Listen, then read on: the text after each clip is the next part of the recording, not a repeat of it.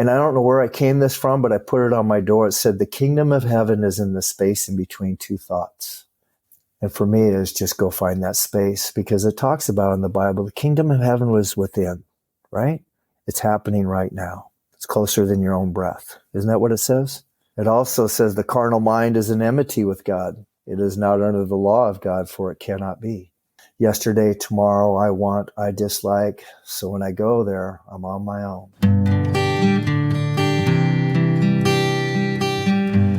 Well, hello, friends of Bill W. and other friends. You have landed on Sober Speak. My name is John M. I am an alcoholic, and we are glad you are all here, especially newcomers. Newcomers, that is, both to recovery as a whole and newcomers to this podcast. Sober Speak is a podcast about recovery centered around the 12 steps of Alcoholics Anonymous. My job here on Sober Speak is simple. My job is to provide a platform to the amazing stories of recovery all around us. Consider Sober Speak, if you will, your meeting between meetings.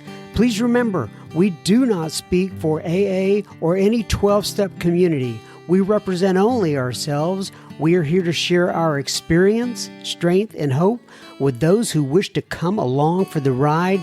Take what you want and leave the rest at the curb for the trash man to pick up. Greetings from Studio AA, deep in the heart of Texas. That was the voice of my friend, Mr. Brad L., that you heard at the beginning of this here episode, and you're going to hear so much more from him in just a moment. But first things first, this here episode is being brought to you by Laura and Michelle. And what you may ask, did Laura and Michelle do? Well, they went to our humble little website, www.soberspeak.com, that the lovely Mrs. M maintains. They clicked on that little yellow donate tab and they made a contribution. So thank you so much, Laura and Michelle. This here episode is coming right out to Ewans. So I'm going to get into this in just a second. I don't know how long my voice is going to last. In fact, I told the lovely Mrs. M that I was coming here to do a little recording, and she said, "You're going to do it with that voice?" And I said, "Well, of course. They get to hear the sexy John M voice." Oh my gosh, I can't even laugh. Anyway, there's a little bit of something going around the house here, and I got it, and it'll be gone eventually. And you know, it also made me think of, excuse me, I may have to do that a few times. It also made me think of this, is that there is a line in the big book of Alcoholics Anonymous. And it says something to the effect of, when we became alcoholics, crushed by a self-imposed crisis, we could not postpone or evade. And then it says basically we had to face the proposition that either God is or he isn't, either is everything or is nothing at all. But when I thought about that, this self-imposed crisis of alcoholism, we can't postpone or evade. In other words, I can't take this alcoholism and push it off until next week. I can't evade it. I can't go to Jersey City or wherever. Hi, everybody up in Jersey City. I can't go to Jersey City and get rid of this alcoholism. It's with me no matter what. And so I thought about that, and I said, well, you know, the show must go on, because alcoholism goes on, recovery goes on, whatever your addiction is goes on. So we can't postpone it. We can't evade it. So I, John M., must keep the show going on. And so here we are. Excuse my voice, but I'm sure all is going to be well. And this is when this episode is coming out. I know it is going to be the day after Thanksgiving for those of you here in the United States. And I hope that, well, it's usually one or two things. Either people get together and form some happy memories and they do the whole Norman Rockwell thing and everything goes great. Or, and it looks like, and by the way, do not be fooled by the pictures on social media where everybody looks like they're having a great time, because sometimes they are, but sometimes they aren't. But I know I get emails and messages and such all the time from people saying, I saw this family and I wish I had that. Well, you never know exactly what's going on behind the curtains. And so anyway, I hope that you had a great Thanksgiving day and maybe the few days after, and maybe though you're like me, who I for many years, and what I mean by that is I was always one of these guys that never really had a place to go, if you will. I depended upon my friends and some extended family members and such, and people that were just so kind to me and invited me into their homes. But I always felt like out of place, right? I always felt like a fifth wheel, like, I always thought, if only and maybe that was your experience too, but nonetheless, I guess the solution for me has been in these years has been, turn my will and my life over to the care of God as I understand him, and be willing to play the role that God assigns in my life. Nothing lasts forever. Anyway, all right. So now we're on to my friend, Mr. Brad L. We are calling this episode "The Kingdom of Heaven is in the Space Between Two Thoughts." I loved spending time with Brad and recording this episode. Brad is such an insightful soul. We truly do cover a gamut of topics in this episode. We discuss Brad's upbringing in a small town in Nebraska and how he made his way out to Santa Monica, California. We talk about emotional sobriety. We talk about the dis-ease of the mind and how that affects us all.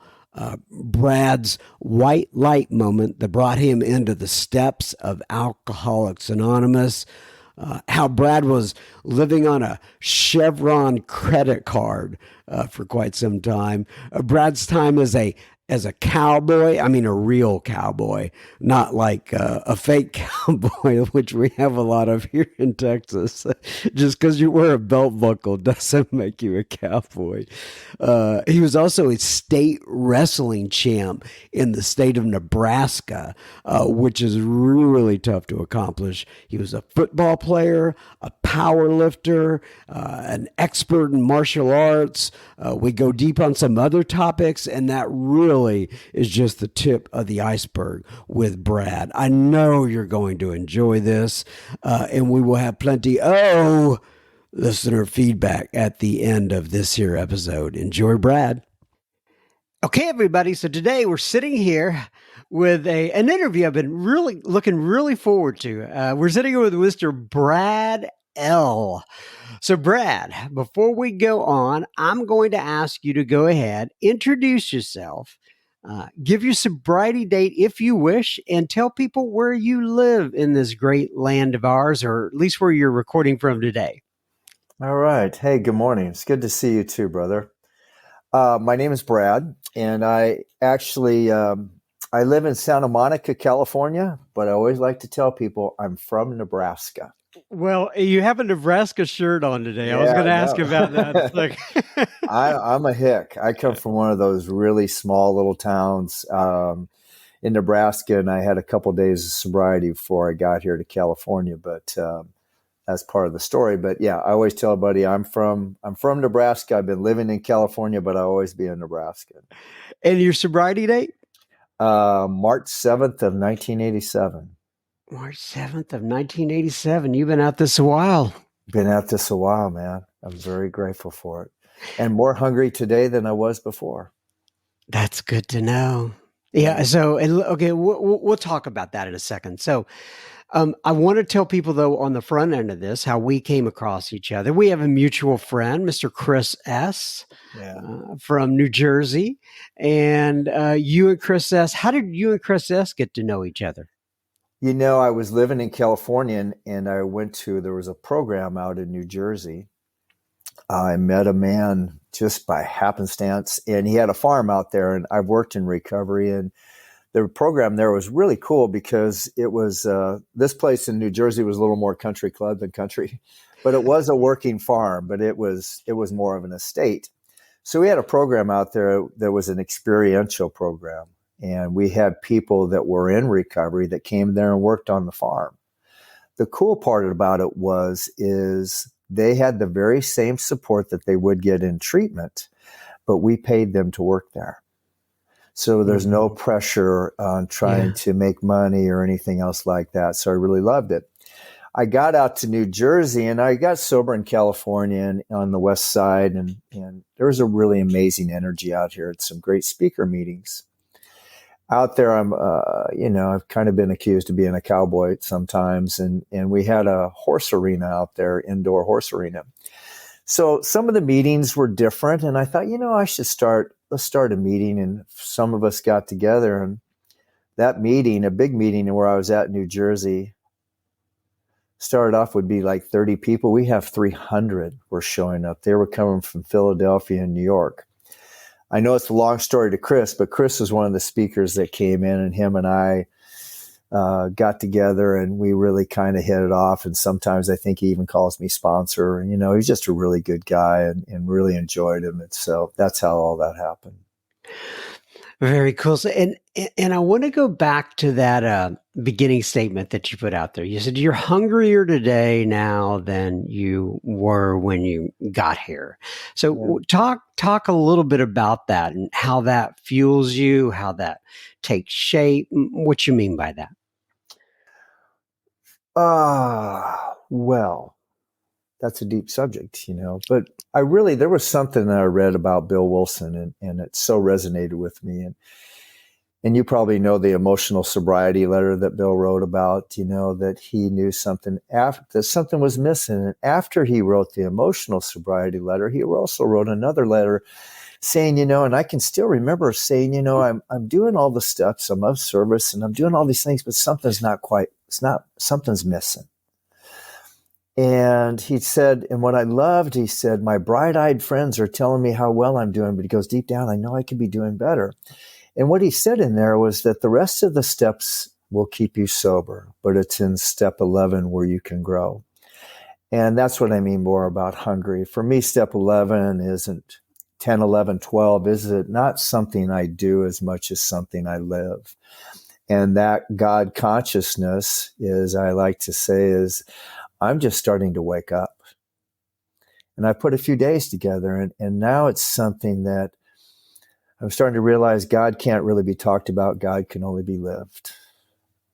And I'm learning to live it. And before, I was thinking about it. I was listening to a speaker. I was at a meeting earlier this morning, and, I thought I loved life, but I didn't love life. I just loved activities. Just one activity after another. Today, I love life, something completely different to me.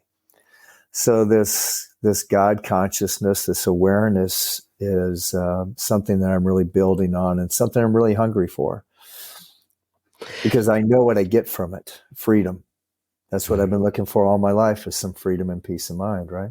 Yeah, don't we? Right. Yeah, don't we all? Okay, so let's talk then a little bit about your story. Obviously, you have the Nebraska shirt on. I'm assuming you grew up in Nebraska. Tell me about your roots a little.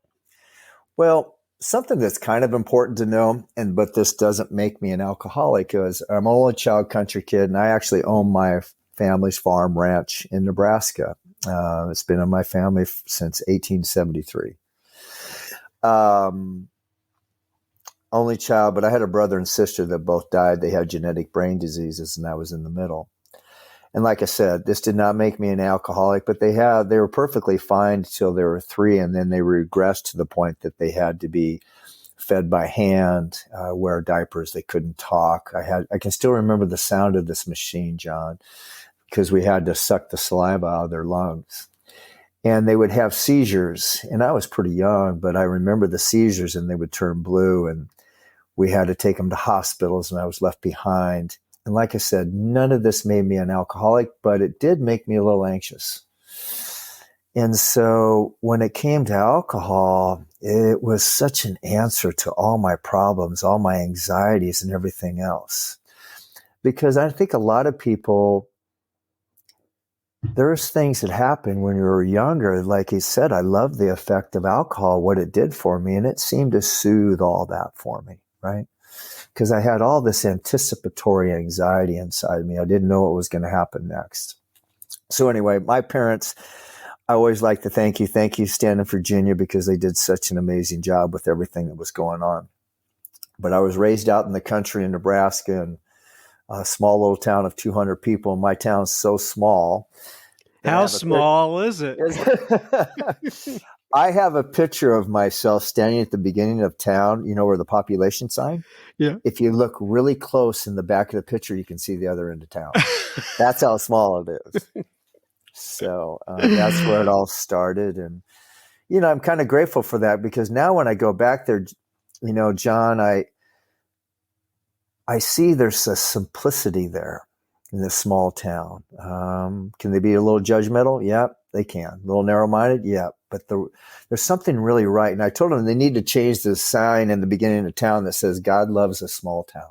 Mm. God loves that simplicity. And that's something I've been looking for. But so take me through any sort of major milestones that you had during your growing up, right? You've talked about one already. I'm assuming you started drinking and or drugging at some point. And how did that come about? Well, I can give you the abbreviation of that, is that after when I went to high school, so my nearest high school, I had to go about 10 miles to get to high school, something like that, 11 miles. And that took several communities. So when I went to that school, a lot of these kids I didn't know. And I had such anxiety around being in social situations. And I can still remember walking into the school, and there's a gentleman there named Bob Huffman. And he came up to shake my hand and said, "Hi, I'm Bob." And I didn't know what to be. I didn't know what to respond. I didn't know what to do. But what I do remember, John, is the first time I went to a party and I had a beer, and I had the second beer, and something took place and everything went away. As a matter of fact, what I really remember is that following Monday, because I got pretty drunk and don't remember how I got home, but people coming up and going, "Wow, you were funny." And I was able to, the effect of it was amazing, because all of a sudden I could talk. Mm-hmm. I could communicate. And like we all know, not only can I communicate, but everything I said was wisdom, right? Mm-hmm. So that's kind of how it started for me. And then from there, I found cocaine at the very end when I got... So even in small towns out in the middle of nowhere, cocaine can be procured. Like 3 kilos. Oh. We were picking pot, some gentlemen from Texas. Yeah. That were questionable guys, how they were doing it. But they came through and saw this pot growing out in our fields, and they go, "Wow." And their eyes lit up and go, "You can't smoke that. You're just going to get a headache." So they tried it. They got a headache, but they said, "You know, it looks amazing." So they paid us $60 a pound to go out there and pick this pot because it looked so good, and they'd go mix it up with theirs. One time, instead of paying us money, they paid us in cocaine. And it was on. And then really, I could talk so well, you know, it just lubricated everything. Mm-hmm. So that happened for me. And really, by the time I got sober that last night, the easiest way to tell you this and kind of wrap it up was me driving down a country road in Nebraska by myself. There was snow. I can still remember the snow on my headlights. And I can still remember this has been 36 years ago. Coming up on 37. And I had a bottle of Jack Daniels and a bag of cocaine. And, there've been so many times, I'm not going to do this anymore. This is it. My dad's a cattle feeder and just a really right man. Was he a little angry at times? Yeah. Was he a little narrow-minded? Yeah, but just a good man.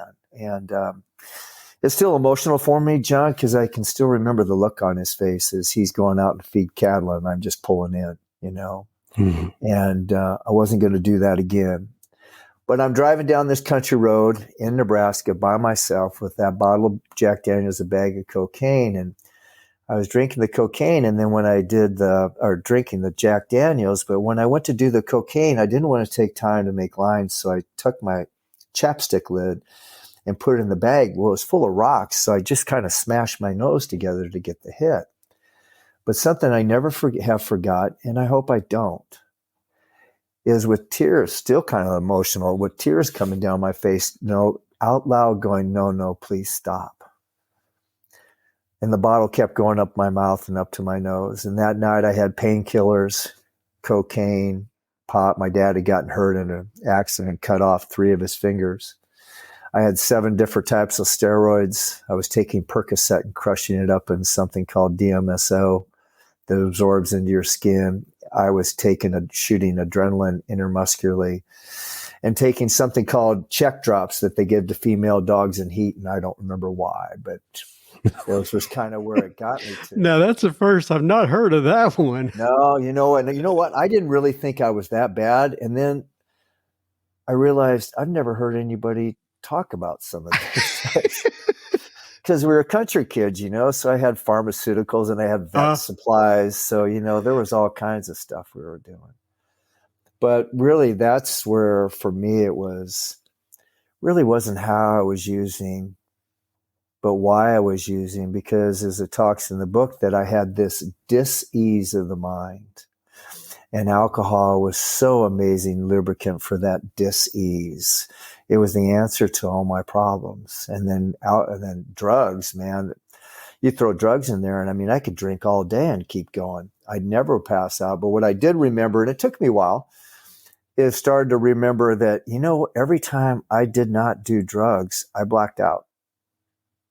And I can still remember some guys, they would sit around and think they were going to have a beer at lunch, out on the farm or whatever. And I was like, how do you guys do that? Because if I drink one, I'm done. Mm-hmm. I'm done for the day, So that's kind of where it got me to. And there was a lot of times of not showing up and go ahead. So take me back to that last night again. Perfect. When you were pulling up to go ahead, just kind of continue that. Well, it's perfect because I found a program of Alcoholics Anonymous that last night. So I had met a woman in California. I'd been to California one time in kind of a blackout. And I was out here and a friend of mine was a bodybuilder down in at Gold's Gym, Venice. And he introduced me to this woman. Now I knew she had a cocaine problem and she was kind of a pain in my rear. And I called him that night driving around before I went home. And he said, she hasn't used anything for 6 months. You want to talk to her? And I said, yeah, maybe. So I called her. I don't remember what we said, but we talked on the phone for a while. And I went home that night. And like I said, I'd been at it for, it rained that day. And country kids, when it rains, I'm like, yeehaw, because it's on all day, right? Everything's done. All I have to do is feed cattle and go. And so that happened. So I was at the bar by 10 o'clock in the morning, and it was 2 o'clock in the morning that night. And I'd been hard at, and I had a lot of cocaine. And what I remember here was I was laying in bed, and I'd been doing all those things, and I couldn't get high anymore, but I was laying there, and I couldn't get my breath. And I had this white light moment, and what happened, I couldn't get my breath, and I said, God, whatever it is you want me to do, I'll do. And I don't know if I thought it or said it. And at that moment, I had this white light moment, and I didn't see God, but I saw myself as I truly was. A, that I was a drug addict and alcoholic, but B, it's hard not, I don't try not to swear, but there's only one way to say it, that I was full of shit and I've been faking it all my life. And at that moment, it was like I was stone cold sober and I could get my breath. And my whole life changed that night. And the reason I tell you that is that prayer was answered because it was the purest prayer I've ever said. Because I knew I was at a place, John, where I could do nothing for myself, from myself. When I knew I didn't have the slightest little bit in there that I could muscle it together, because, there've been so many nights, tomorrow I can do it. And I got to the place that I went, I can't do it. I need something higher than Brad. I need a power other than myself. I do not have one small ounce. And it was the pure prayer, and that prayer was answered, and that was on March 6th. March 11th, I was in California. Didn't want to come here because, being it was really bright, a lot of people, and, I wanted a little cloud cover, I didn't want to do all that. So I came to California, and I thought I was going to an outpatient treatment program because they said, come to this program. And why California? Did you have some connections there? Remember, I had told you my buddy was a bodybuilder at Gold's Gym. He had me talk to that woman. I talked to her on the phone. The whole time I'm snorting cocaine and drinking Jack Daniels. She called me the next day and she said, before you borrow the money to go to a treatment center, why don't you come out here and try this program? So my small little town of going into that bank and asking for money from those people that I know all of them was not real keen.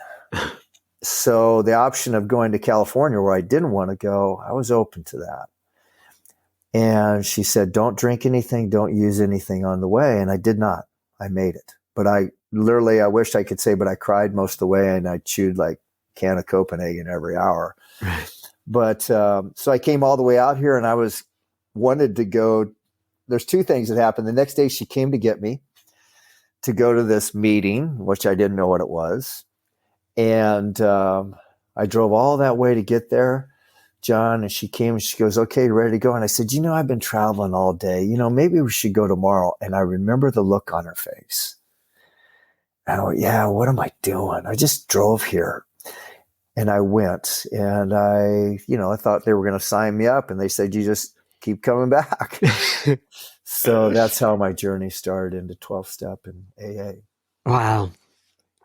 Okay, so you get in, and obviously you were still out there 30 plus years later. How did you take root there? What was it like going to that first year of meetings? What was the difference between Nebraska and, Santa Monica? And were you adjusting? Yeah, it was hard, man. I was a big fish in a small pond back in Nebraska, and all of a sudden I'm out here, lifestyle, the rich and famous, Gold's Gym, money's like gold dripping off the trees, and all I had was a Chevron credit card, so I would have to eat at Chevron. I'm serious. Until that ran out, and I was pretty shaky. I was urinating blood, and the detox was not fun. So I came out here, but intuitively, it opened me up to a whole new world. There was great energy there. We all went to the same meetings all the time. And like in the beginning, just like so many people, I knew that there was a spiritual thing, that there was something happened that night that opened my eyes. I had an experience. But I didn't know how to keep it. But all I heard was go to a meeting, be of service, do these things, you'd be okay. So I did my steps the first time within a couple weeks. Nothing really monumental other than I had exposed how scared I've been all my life. And was there somebody in particular who helped you through those steps? Yes, there was a gentleman I met who was my first sponsor for a while until he passed. But here's been a good news and bad news. The good news is my sponsors kept dying. I would have them for a year and they would pass. Really? It happened. I had 4 sponsors in 7 years. Did you warn your sponsors when you asked them to be your sponsors? No, I didn't tell them. The death was inevitable? Excuse me. But really for me, the story it really wasn't about my drinking and using. What I noticed for me, because I got out of here, I'm doing all the meetings just like they were talking about, but it just didn't feel right. And I would really, really struggled in sobriety. And there's so many things in the big book. It talks about us being in full flight from reality. And that always kind of struck me a little bit. And what does that mean that I'm full flight from reality? Right. And something that Bill said, that one thing that resonated with me more than anything that Bill Wilson talked about, he said, I memorized this, the drive for success was on. I was going to prove to the world I was important. So for me, John, we could talk about me drinking and using because there's a lot, but I can tell you more than anything, all the effort I put into trying to add something to myself to feel important and successful. So when I was a kid growing up, to be a cowboy was popular. And I mean, I had a belt buckle when I was a little boy. It looked like I had a dinner plate on, and my mom wouldn't let me chew tobacco till I was 6 or 7. So I used to take candle wax and ball it up. So when we'd be out gathering cattle or moving around, I would, if they spit, the real cowboys would spit, I'd spit too, because I wanted to be a cowboy. I thought if I could really be a cowboy, then I would feel okay. When I went to high school, they kind of poo-pooed the cowboy thing a little bit, but I noticed the athlete was popular and he got the girl. And where I came from in Nebraska, football was kind of a big thing, but also wrestling was a really big thing. And I just thought for sure if I could be that wrestler, because I knew I was scared. There's just been so much fear in there. So I did everything I could. I got injured a couple times, but so I only got to wrestle my last 2 years. But what I never forget is to be a state champion in Nebraska, that was supposed to be like the pinnacle. And if I had that, I'd be okay. I can remember this so clearly. I won that state championship, and I was sitting there with my grandfather, and the guy that beat me the year before came walking by, and I don't know what he said. But how he said it, it just popped my bubble. And I felt all the air come out of my balloon. And so for me, my definition of codependency is allowing the behavior of someone else to dictate how I feel. And so for me, that's what happened all my life. One event would come along and my balloon would inflate. Another event would come along, it would deflate. The person that looked at me a certain way, it would inflate. They look at me another way, it would deflate. That's not freedom, brother. I got sober to be free of everyone and everything. And so even when I got home, I remember they putting signs up in my front of our lane. Our line's probably about a quarter mile long. And there was all these signs, welcome home, state champion. And it's such a telling thing. And I didn't realize it till a few years ago that I forgot. I went home and the first thing I did is tear them all down. I didn't feel like I deserved it. I wasn't good enough. And I'd done everything I possibly can. So I thought I'd go away to play football, right? And I thought if I could just be a football player, then it'd be all right. And I got hurt a bunch. And some of these guys were amazing athletes, and some were just eat glass and breathe fire. And I didn't have that meanness in me until you really pushed. And then it was there. I probably couldn't defend myself, but I would do it for someone else. But I got into working out and lifting weights. And that was another thing that I had tried to add to myself, because that was the steroids. And so at one time I've weighed 245, I weigh about 180 now, but I've weighed 245. I had a 51 jacket. I had a 30-inch waist, and I was squatting, deadlifting over 600. But the reason I tell you that is I was still scared to death. I knew it didn't fix it. And I remember there was one man in Omaha, Nebraska. He's passed now. I was at a bar and I offered to buy him a drink, and he said, no, thank you.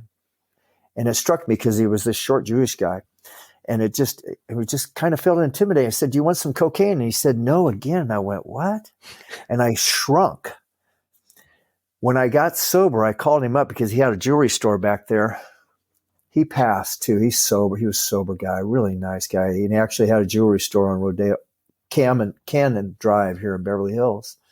So I called him up back 1988 and I said, hey, Alan, that ring that you were going to do 30 days, same as cash, well, it's been 3 years.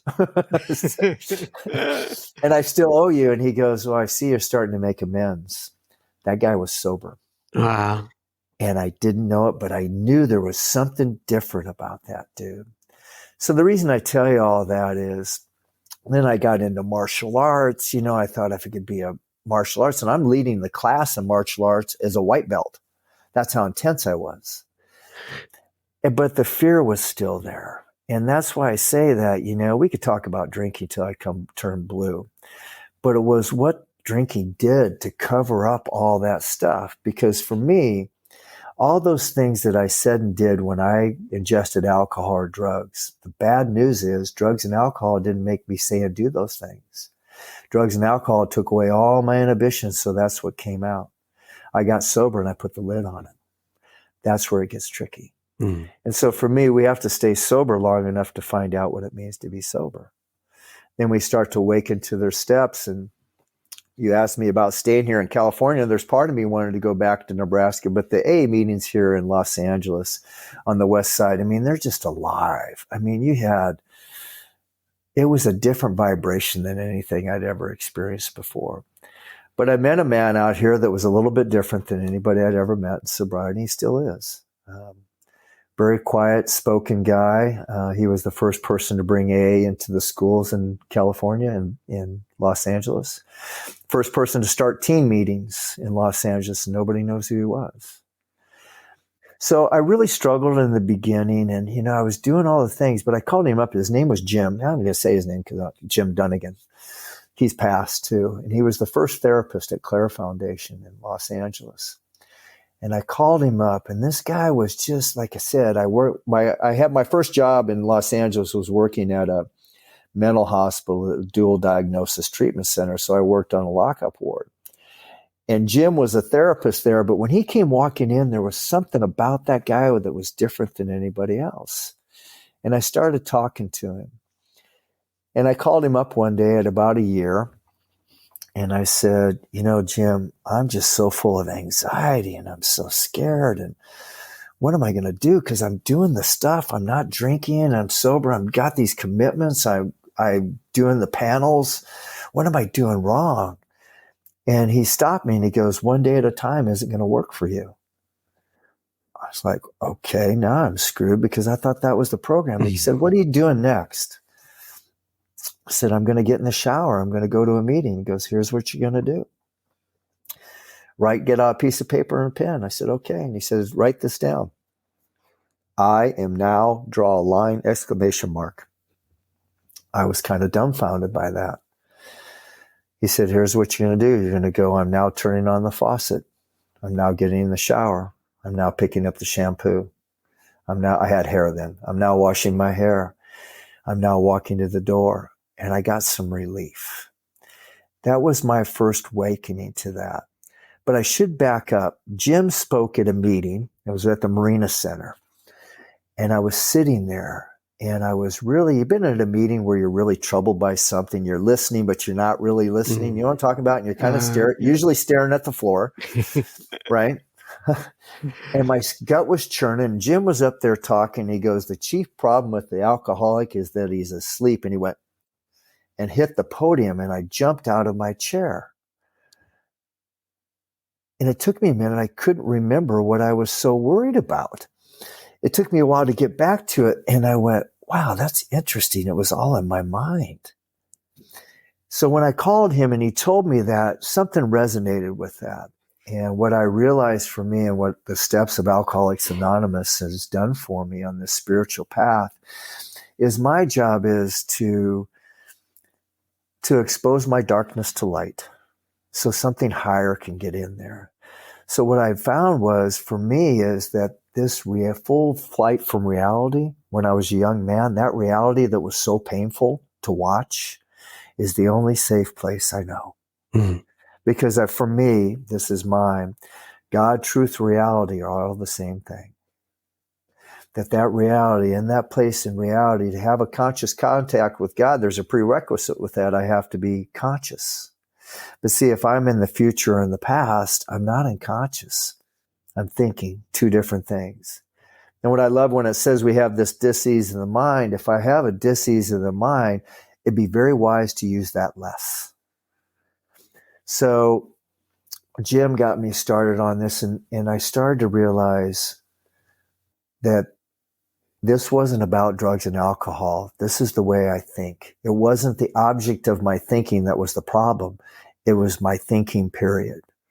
And so when I first got sober, John, and you can see, I don't know if people can see my hands, but I have my left hand above my right.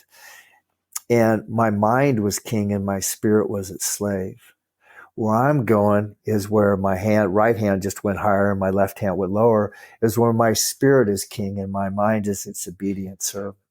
That's what the steps in the spiritual program can do for me. So I can learn to be a spiritual being instead of thinking and planning all the time. Okay. So let's put this into practical, in reality, right? And what I mean by that is I understand all that and it's great. And what I struggle with, I think what probably all of us struggle with is like, you can know that up in your head, right? Is that I should concentrate on now, what's in front of me, where my feet are. And I should not be, I know all these thoughts in my head because most of us have had the experience before to where, the night before you're just all caught up in, all sorts of thoughts and you can't sleep and all that sort of stuff. And then the day after, or maybe the day after that, all of a sudden you're just fine. Nothing has really changed in your life, but I couldn't stop that thinking going on in my head. And I know prayer and meditation helps, but give people some kind of, I don't know, guidance on, Perfect. what you do to stay in the now. Well, first of all, the first 3 steps for me are all about staying in the now.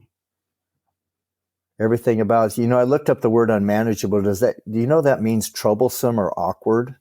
Mm-hmm. My life has been troublesome and awkward. So for me, if I'm really doing the first 3 steps, yes, I have to have, there's nothing wrong with having a plan. But problem is I'm living in it all the time, right? It's not natural. So our book says we relax and take it easy. We do not struggle, right? Mm-hmm. Several times throughout the day. So if relaxation is my natural state, you just did it. If relaxation is my natural state, if I'm not relaxed, that means I'm living life unnaturally. So I need to start there. I need to slow down. I need to relax myself. I need to get grounded. All right? Talks about it in the morning. It says when we awaken, that moment there. The real trick to this is you can't do with the mind what needs to be done with the spirit. And it's not a change of thought. Whoa, hold on. That was good. I just want to make sure I understand that. Yeah. You can't do with the mind what you need to do with the spirit. And I understand that intellectually. What do you mean by that? Go dive into that a little more. This is deep. So there used to be a gentleman down in Venice Beach. His name was Lenny. And he would share, an adamant guy, jazz player. And he'd start talking. He goes, and when Rufus starts talking to me, he named his alcoholism Rufus. And what happens is I become an expert on Rufus. Rufus, that's not who I am. Who I truly am is much greater than all that. If you want to find out who you are, don't become an expert on who you are. Become an expert on who you're not. Mm. So I had to learn meditation is nothing more than separating from that, right? I don't try to stop it. I just watch it. So I work with horses. You can have a herd of wild horses going by fast. As long as you watch them go on by, no problem. So that wild horse could be anger, agitation, but if you go get on one as they're running by, you got issues. It's going to be a problem. For me, I need to slow down enough, slow sobriety, to be able to see these things as they're coming and just watch them go right on by. But here's the tough part. I'm not responsible for the thoughts. I'm responsible for the thinking. So the thought can come up like, geez, I got to do it. And I'm going, I see what you're doing. God help me. And I do this all day long. And so what happens is I've learned to not be so identified. The origin of the word I is ego. So you can tell how much ego you have by how much you use the word I. And as I learned working in recovery, is I'm very careful about saying I'm angry, I'm fearful, I'm anxious. There's a feeling of anger passing through me. There's a feeling of anxiety passing through me, and it will pass. But see, the difficult thing about this, we talk about freedom from bondage to self. This is deep stuff. Go for it. But I don't make that self better. I get free of it. Okay, I don't try to. Yes, go ahead. Once again, I'm trying to put this into like a day-to-day thought process and what Perfect. you do with these thoughts as you're coming around. So because you're going through the day, and I'm assuming at some point you've dealt with a boss that you don't particularly care for, or there's yeah. right, and you're thinking that this boss is giving you a hard time from your perspective, right? From the boss's perspective, it's probably not that, but nonetheless, and you're thinking to yourself, oh my gosh, I just do not want to work for he or she anymore, and what am I going to do here? And what you do to kind of ground yourself is what? First thing is, who is that talking? My mouth's closed. So I don't want to work for him. Who in the world is that? Because let's be deep. You want to go for it? Go for it. All that's coming from past. That's time thinking. This is meditation in real time. So I watch it, I see it come up, I try to get light spirit, and I go, yeah, I see what you're trying to do. God help me. And I get right back to my left hand's on the desk. I start to be aware of the tone of my voice. I look up and around, just as I'm doing now. I try to become aware of the room. I start to be aware that I have more weight on my right arm than my left. And I'm here. And all of a sudden, it's gone right on by. Oh, and easier said than done, as you know. Yeah. But here's the thing, John. But you got to practice it. Every time you do it, it lessens. You may have to do it a million times, but every time you do it, you're creating a little more gap and a little more gap. But here's the only tough news. The prison guards do not try to bother the prisoners that aren't trying to escape. So that dis-ease of the mind, man, when you try to escape, it doesn't get quieter, it gets louder. I had a chance to sit down with the Dalai Lama, not because I was spiritual. Somebody paid a lot of money and they couldn't go. And that's been kind of the definition of my life. I got a chance to meet Eckhart Tolle, same deal. Somebody, you want to go? And I went, yeah, I'll go check him out. But what was really amazing is the Dalai Lama said, if you meditate for years and years and years and years, you'll finally get to see that way deep down inside. And there was about 5 or 6 of us in this room. Everybody leaned forward and he said, you'll really get to say that deep down inside, you wanted nothing to do with these teachings. And I went, I know that I have so much resistance in there. And the tough part is to be able to see the resistance that's in there and not be identified with it, but to really see it, that there's resistance to change. Because what really caught me is, if my God is what I think about all day, what is my God? And as I started to check that out, I went, oh, wow. It's money, food, sex, other people in reference to myself. And I started to check these things out, and I started to get more freedom, which is nothing more than our daily inventory and a spot inventory. Nothing more than whenever I'm disturbed, well, I just became an expert. I'm trying to become an expert on the disturbances and not push them away. And the tough part about this, and here's the one thing that I had to learn too, is probably one of the most enlightened persons I ever met said, Brad, the people in the world in it aren't as bad as you think they are. And I said, really? He goes, no, it's much, much worse. But when you can see through it and not get negative about it, you'll be free of it. But to see through it, Brad, you're going to have to see through your own pretense, your own personality. And the word personality comes from the Latin word persona, which means mask. What I hide behind my mask. And we can do that sober. We've all done it. That's just not drinking. That's sober. That's advanced. Because for me, there's physical sobriety, there's emotional sobriety, and then there's spiritual sobriety. And part of that is taking the mask off and then not trying to change it. Let God change it. That's from there. I want to talk about, you mentioned something, a couple things. You mentioned something earlier about working in the treatment arena or recovery arena. And then also you mentioned the horses as well. Tell me about that. Great story. You know, my horses helped me through when I was a little boy.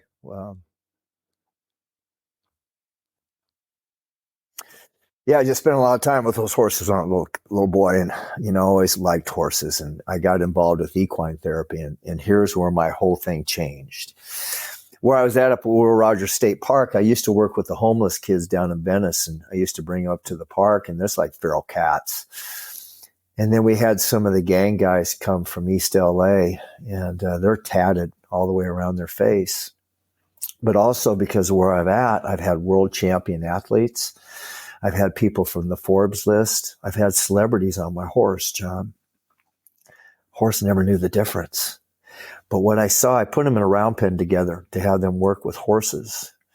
And what I noticed was that horse immediately knew who was separate from it, who it wasn't, who was connected to it, who wasn't. He didn't care about if you were a man with 5 million or a man with 5 cents. He didn't care if you were the president or the janitor. But what he did notice was who's separate. And that's when my whole life changed, because I realized God's the very same way. God doesn't know the difference between a man with 5 million and a man with 5 cents. God doesn't know the difference between the president and the janitor. God only sees separation. And that my life here is about the only thing of true lasting value I do is sobriety, about connecting. Because what I was saying is I've always tried to be strong, John. This is about connecting to what is strong, not being strong. Something completely different. And that really changed everything for me with those horses and nature. And there is no better meditator than horses, because nature is always going forward. It's always changing, but it's always right now. It never goes back in time. And what I realized is, because I'd done so many things, that God's not interested in my past. I am, but God's not. God's already on to the next thing. Now I have this disease in the mind that has a difficult time to let go of it. And it is right to pay restitution for what I've done wrong. But God is already on to the next thing. All you have to do is watch nature a little bit and really see that it does not go back in time. It's always going forward, but it's always right now. And for me, that's where that freedom has been, and that reality, Oh, wow. That is cool. I didn't know. So, where do you keep a horse in Santa Monica? I've actually, when I was in Philly, I rode my horse up the first few flight of steps at the Philadelphia Art Museum. Not that I'm trying to draw attention, but Will Rogers State Park is in Pacific Palisades. And I was so grateful. When I first came here, I had nothing. And I used to just drive around. So I drove down this street in Pacific Palisades, which is Lifestyle and the Rich and Famous. And there was a sign that said private road, keep out, which means I should go check that out. So I get it. I drove down that road. It's a private road. I mean, like, we had Stevie Nicks, Arnold Schwarzenegger, Michael Keaton, Dennis Quaid, John Huston. That's all that lived on that road. But I went driving down there. I looked up and there was this horse stall, and I went, my life would be so complete if I could have a horse in that horse stall. That was 1988. 1996, I had a horse parked in that very same stall, and I didn't try to do it. Someone called me. And I had a horse, and I'm still there. The other cool thing about another quick story is I'm looking at the ocean as we're talking. I had no place to live. I was living in my car, people's sofas. That therapist, Jim, my apartment's like a U shape facing the ocean, and I was subletting, but you're not supposed to sublet in California. So they said, be very low key. So I used to crawl out the window so nobody'd see me coming out the door. Jim, this is how my life has worked out in spite of me. Jim called me up and he goes, where do you live? And I told him, he said, I have someone you want to meet. She's trying to get sober. She was the apartment manager. She lived on the other side of the courtyard. I started taking her to meetings. The owner of the building, she died of alcoholism. He came to me, and it's rent control. So I'm almost embarrassed to tell you what I pay for rent. He said, listen, I'm going to really tick some people off, but if you want an apartment, I'll give you one. And I took the apartment. I'm still here 35 years later. Wow. Same place. Wow. So that's how things have kind of worked out for me in sobriety. But it's been a really amazing journey. So in terms of what you want to leave with, you have a lot of people that are listening to this podcast. Some are involved in sobriety, some are kind of dipping their foot in the pool. Why don't you share just your kind of experience, strength, and hope, and what you want people to know about your journey, and how that, if it's possible for you, it may be possible for them as well. Yeah.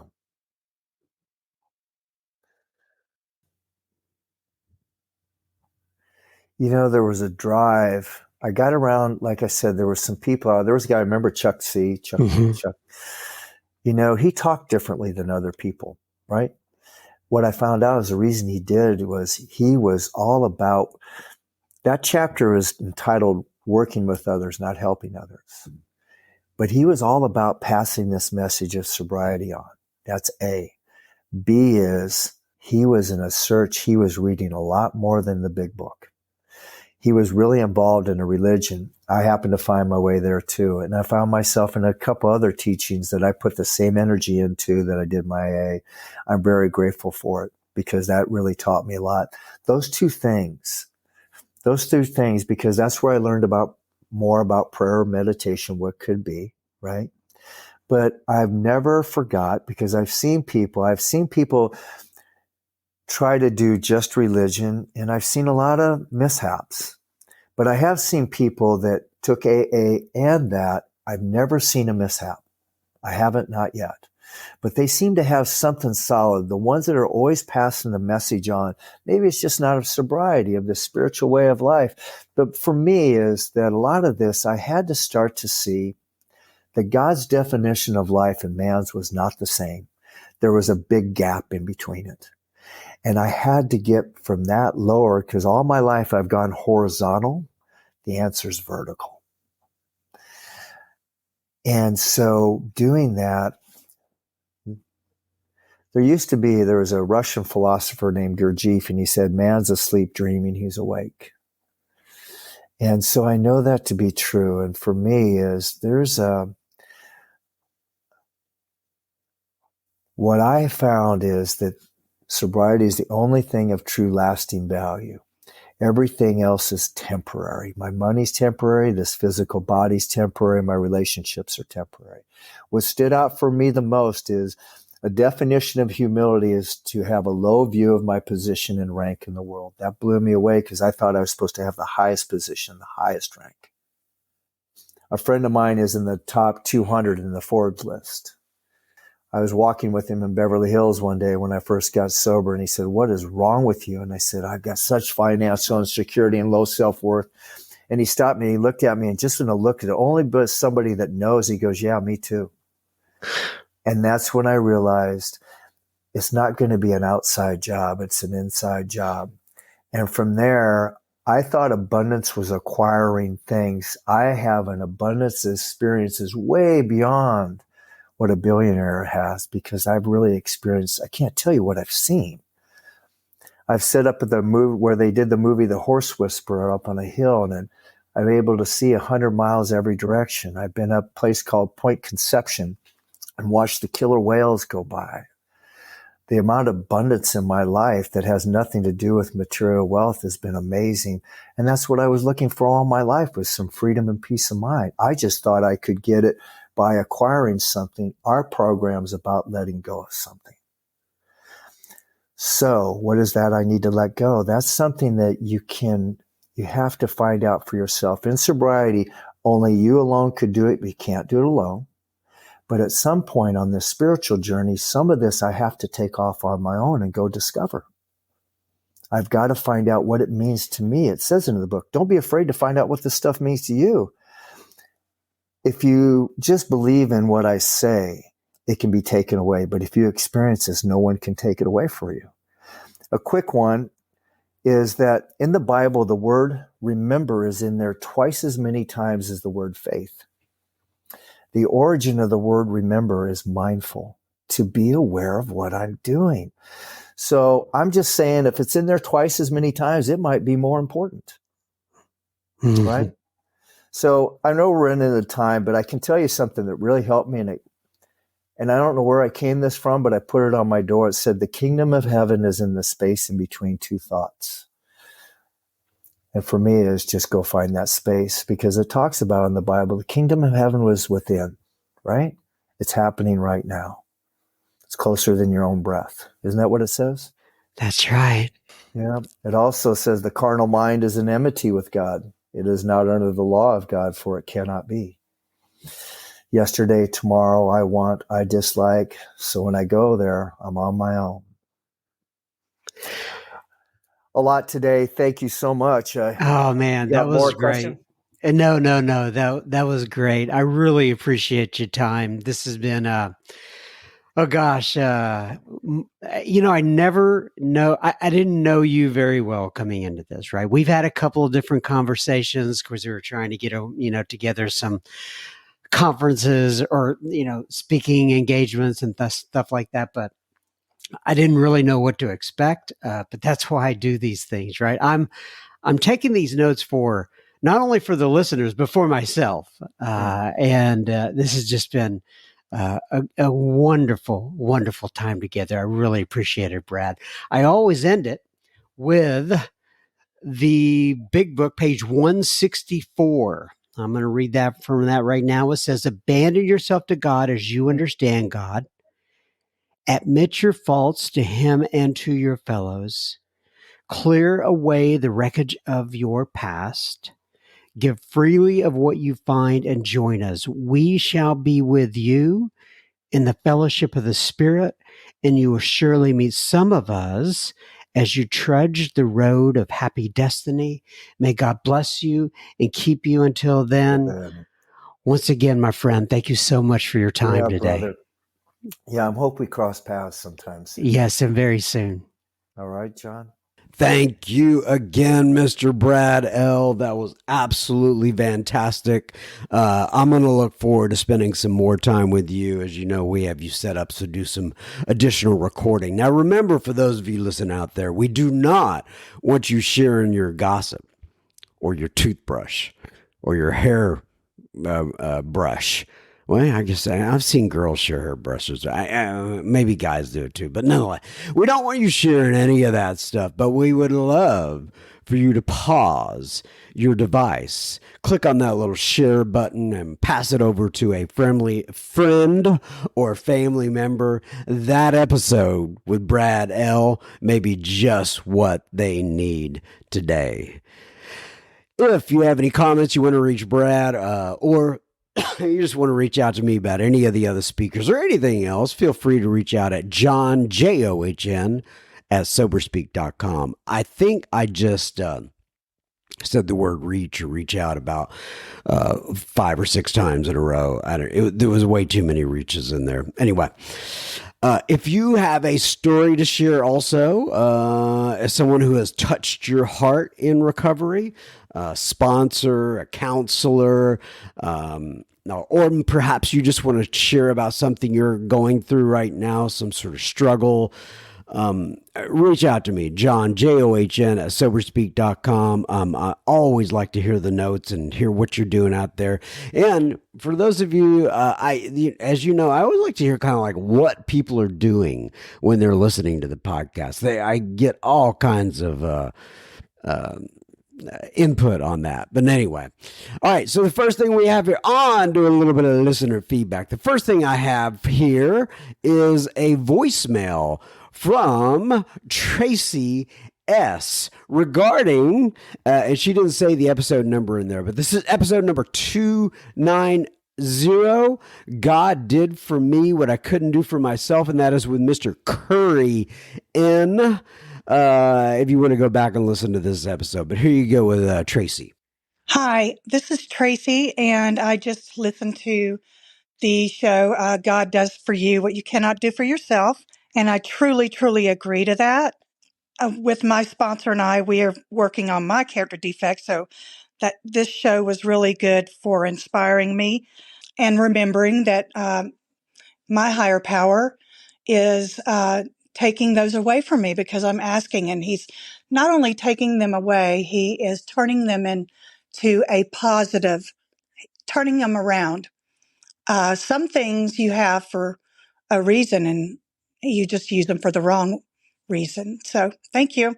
Thank you, Tracy. I really appreciate you leaving that voicemail, and I'm so glad you got inspiration from Curry's episode. He's is quite a guy. A good friend as well.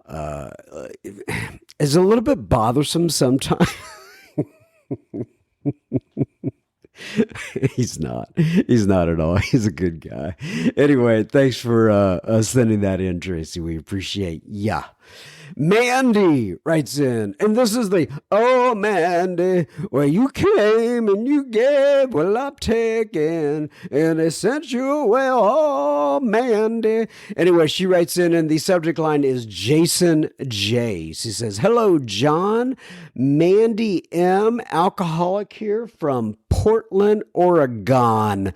I just say Oregon because I know people from Oregon don't like you to say that, and I'm just trying to get under their, what do you call that? A burr under the saddle, something like that. Get under their skin, I think is what you call it also. Anyway, she says, Jason J is getting me all choked up over here. She's talking about his episode number 1, especially hearing him talk about his little boy self and his grandmother's relationship. Sounds like she was spot on when she would say he's a good kid. I can't wait to hear more from him next week. John, thank you for this fantastic podcast. It's one of my favorites. P.S. Does your shower still work? I forgot about that. Sometimes I talk about things on the podcast, and then I get and then I release it later and I forget what I talked about. And it took me a second to realize she was talking about on that episode where I talked about some amends process. And I'm not going to go into it. Yes, man, my shower still works. Appreciate you being concerned about me. Dan writes in, and Dan says, hi, John. First of all, thank you for your service and what you do to bring us great speakers and a strong message of recovery. You're welcome, Dan. He says, my sober date is 23rd of July, 2021, and I'm currently living in the mid-north coast of New South Wales, Australia, 4 hours north of Sydney. I'm taking a year off work to properly recover after 17 years in the Navy, and the mental and physical toll it took combined with my drinking has taken on me. My favorite speakers are Mark Houston, Charlie, whom I was devastated to hear of his passing, and Katie Parker, Chris M. Myers Ray R., Joe Hawk, Bob D., Chris S., Scott L., Sandy Beach, Earl H., Astrid, Scott Redmond, Russell S. I don't think I know Russell S. If you have his contact information, let me know. Anyway, Stevie B., Doug F., Don P., and I'm sure I'm forgetting many more. Excuse me, folks. He says, I found the podcast Trawling. Oh, I like that word. TRAWLING, trawling through recovery podcasts, and I saw you interviewed and include some of my favorite speakers. And as someone who listens to speaker tapes throughout the day to help me sleep throughout the day and to help me sleep, it was great to find another source of amazing material. Anyway, thank you for all you do. God bless, Dan. God bless you, Dan. Thank you for writing in, my friend. I sure appreciate ya. All right. So now I'm going to end this episode with a song that a listener, not me singing a song, but like an actual professional song, a listener wrote in. His name is Gunter. And Gunter wrote in, and this song is called, and he gave me the MP3, and he says, I'd appreciate you playing this on one of your episodes. And I said, okay, I'll put this at the end of one of my episodes coming up. And the name of the song is called Call on Me. And it's by the name of the group, I believe this is the group name, Gabriel Scar. And it's a song about fighting alcohol addiction and the people trying to help them. So Gabriel Scar is a rock band from Belgium. And this is about people who spin out of control. Gunther wrote the song. He is the lyrics and the writer of the singer and the lyrics writer of the band, and this relates to his direct experience in helping someone close to him to try to fight their alcohol addiction. And as he says, it's a battle with ups and downs, but everyone needs to talk to somebody and they need support. Gabriel Scar, the name of the band, hopes the song will be a support for a lot of people as music helps the souls. If you're interested in finding this particular song, you can find it on, so it's called, it's on YouTube. It's called Gabriel Scar Call on Me. That's the official video. I'll try to remember to put a link to that in the show notes. And this is also available on Spotify. Once again, I'll put that in the show notes. And if you have any questions on it, you can you can write me at John, John, at Soberspeak.com, and I'll get you in touch with Gunther and gang. All right, everybody. That is another episode in the books. I'll leave you with this song. But remember, folks, keep coming back. It works if you work it. And may God bless you and keep you until then. And Gunther, thank you for letting us play this song on the podcast. Bye-bye, everybody.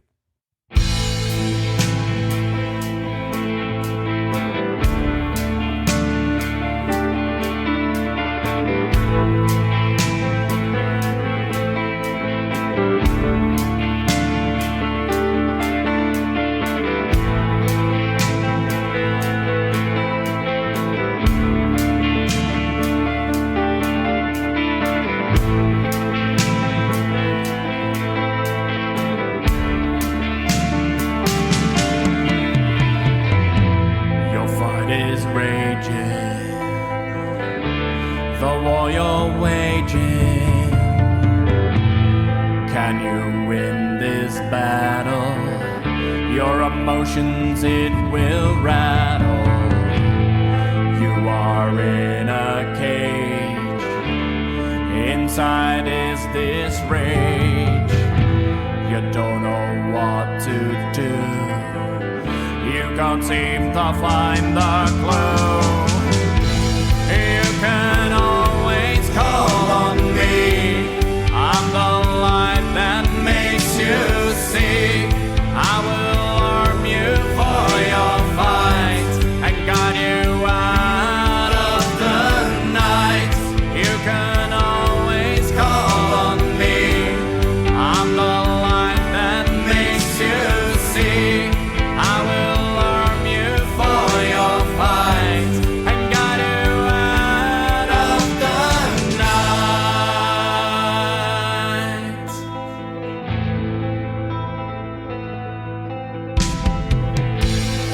You are under attack, but I've got your back.